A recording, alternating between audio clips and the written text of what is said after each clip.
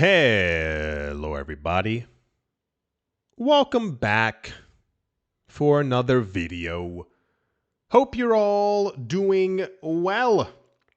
Hope everyone out there is remembering to save their money, remembering to invest your money, making sure to take advantage of the opportunities that you have presented before you. Very big thank you to everyone out there who leaves a like on the video.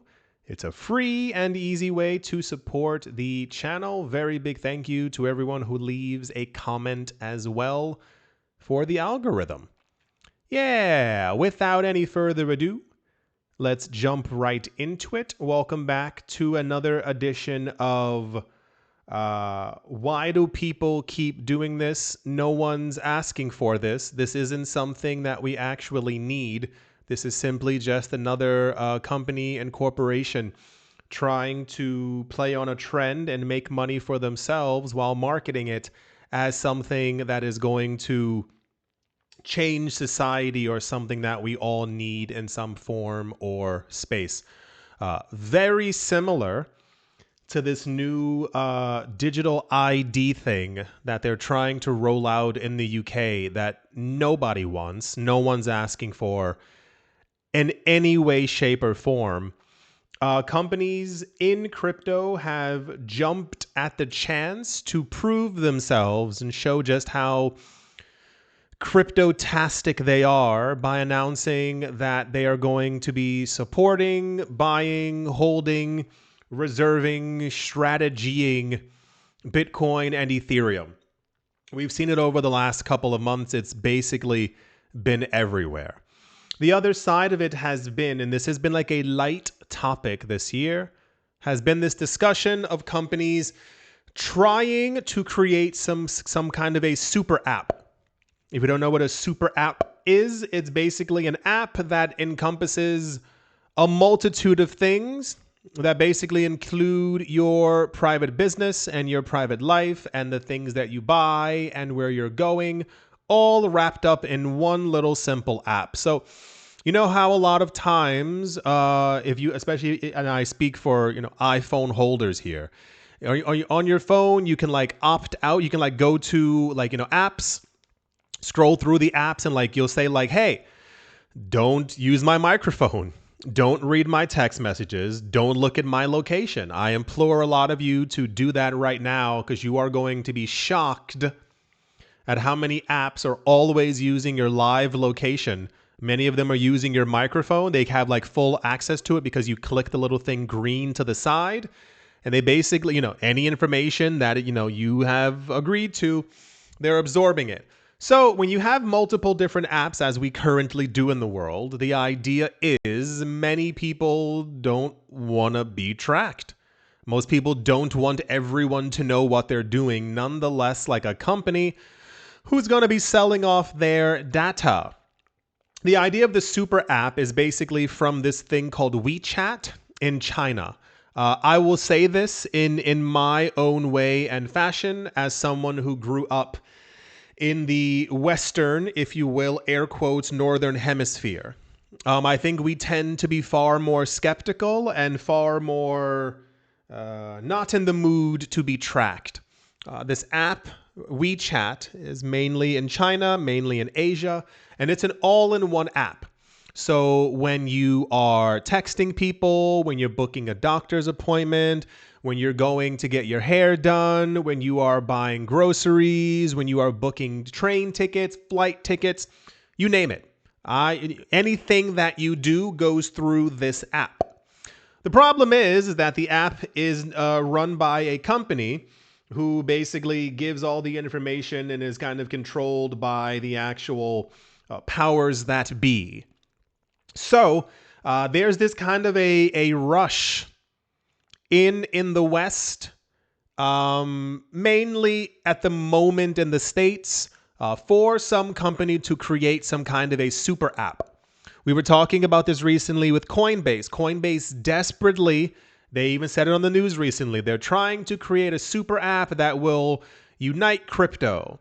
The real story is that they're looking for a way to basically consolidate everyone's information into everything to be able to have control over what you do, what you buy, anything that you say will literally be held within the actual super app. And it's, that's not how this is why the idea you might have noticed recently, this idea of like end-to-end encryption between apps. So a lot of apps, I won't name them, but there are a few apps where basically if you are chatting with someone, the chat is literally only between you and that person. Even the company doesn't have access to it.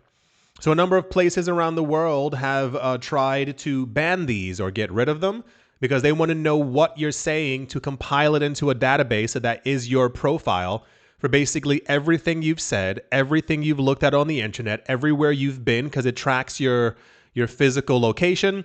Yeah, like it creates a profile for you and who you are. So imagine my lack of surprise when this news story popped up and it was constantly touted as, yeah, this is going to bring crypto into the mainstream.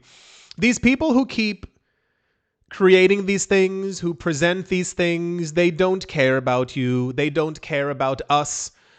Data and information are very big right now in the finance world. And it basically comes from accumulating as much data as they can about us and then selling it to other companies.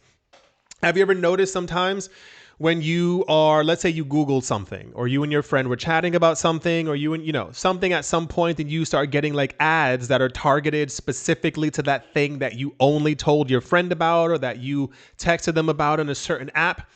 It's the selling of data. The extra data that the original company already has, they'll sell a mimicked copy to ad companies who say, well, this person likes this, and this. They keep talking about this. They watch this on YouTube. They did this, and this is why, it's targeted ads in this sort of way. And it's been that way for a while, and it's only going to get creepier as time goes on. So then this news story popped up, and the problem is that most, how do I say it? Most people care about their freedom because they think it's not being disrupted in any sort of way, because people typically don't dig further into what's happening in their lives. And they think that something is made to be convenient for them or to, make things better. But no, it's just always a cash grab. It's something that we don't need. And this company doing this is doing this on purpose because they know that they're going to be able to trick an enormous amount of people into using this. Walmart. Yeah, Walmart has apparently a fintech venture. It's called OnePay. Walmart's OnePay is preparing to introduce cryptocurrency services in its mobile app, thereby expanding its push to become a US super app. You know what happens when everything goes through one app? They have all of your information. They know everything that you do, where you tap your phone, when you buy something, when you're chatting with someone. According to a CNBC report, OnePay will soon allow customers to buy, hold, and sell Bitcoin and Ethereum directly from its app. The service is expected to roll out later this year in partnership with crypto infrastructure startup Zero Hash. By integrating Zero Hash's platform, OnePay can offer secure custody and trading services without having to build the technology from scratch. Now, the upcoming crypto service represents the latest step in that journey. Through this addition, OnePay seeks to position itself alongside global super apps such as WeChat.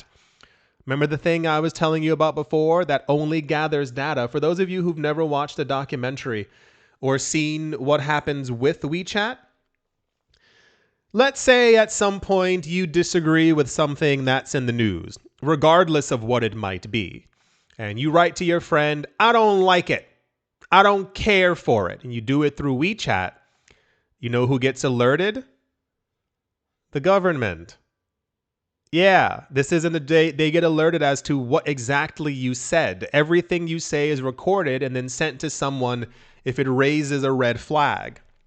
If you buy something that you yourself want to buy because you are of the appropriate age, however, the government doesn't like it, it gets flagged, and that information actually gets sent to the government. And you might say, well, I'm not buying those things. I'm not that kind of person. Do you know in China they have a thing, if you buy too many video games,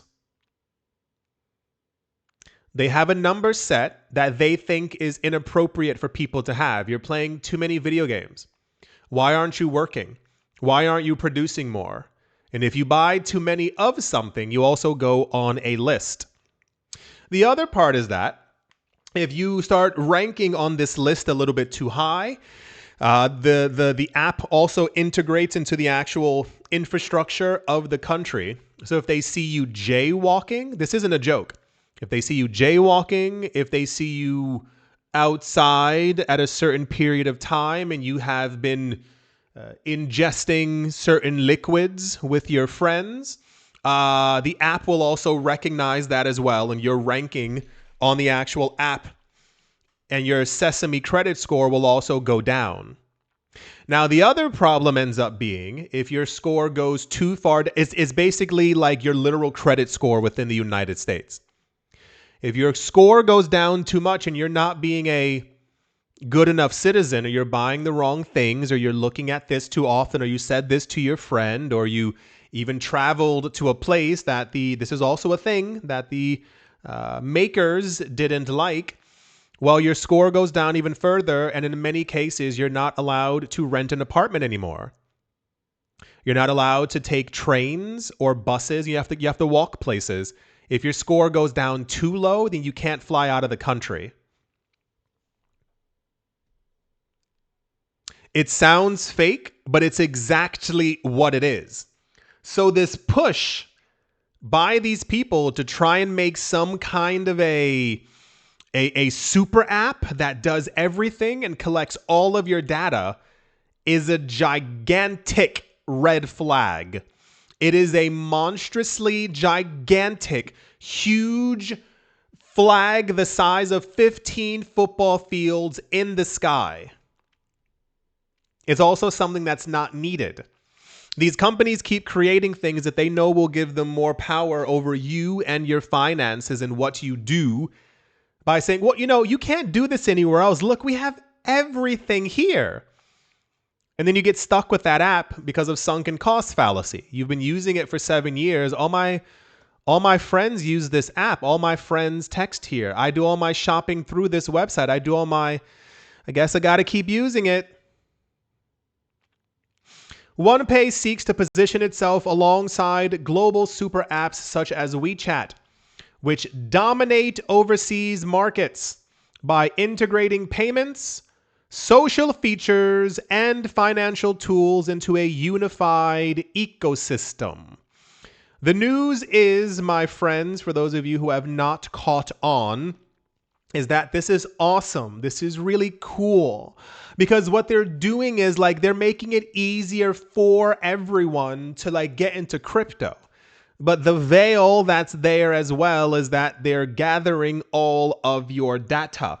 They want everything from you. They know that people don't know how to opt out, and people aren't looking for private ways to live their lives. Remember life in the 90s? Remember the early 2000s when this wasn't a thing?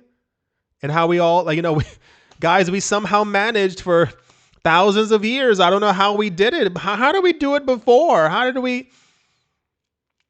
Despite being a relatively new app, apparently OnePay has already gained popularity. This is why they're doing it, because it's run by Walmart. They know that they have a core base of people who will continue shopping with them regardless. If you sprinkle in front of their face, hey, remember that thing you heard about on the news that did really well in price? You can buy it through us now. We're just going to need a little bit of your data. And then please, keep using the app. The app currently ranks number 5 among free finance apps. If something is free, you are the customer. You are the thing that's making them money. Apparently, this app is OnePay is so popular, it has surpassed JP Morgan Chase, Robinhood, and Chime. Yeah, my friends, this was very popular news. It has to do with the word Walmart. The idea of Walmart being there shows clear levels of adoption. Yeah, we made it. Even Walmart is getting into crypto. I can't believe it. This is a gigantic red flag. Other countries have, of course, tried to also make their super apps, and then their citizens usually say no. Yeah, nobody wants to be tracked and traced ever, especially not all the time. So, as I said before, with the Coinbase super app and this one and the next one that's also going to try and pop up, just be aware of where things are going. Because this will all be provided under the guise of helping crypto, bringing crypto to the mainstream, helping people. No, there's something behind that that you should also be paying attention to as well. Yeah, okie dokie. Well, crypto adoption continues. I would like to see more everyday people into crypto, but I would also like for their data and their information to not be absorbed and hoarded by these companies who are just using the data to make more money for themselves. So, what can you do? I do hope that you got something from the video. I do hope you all are having a great day, morning, afternoon, evening, wherever you are, wherever the heck you might be. I do hope it is absolutely fantastic. Thank you all once again for watching, listening, liking, commenting, and supporting. And I will most certainly be talking to you all soon. See you.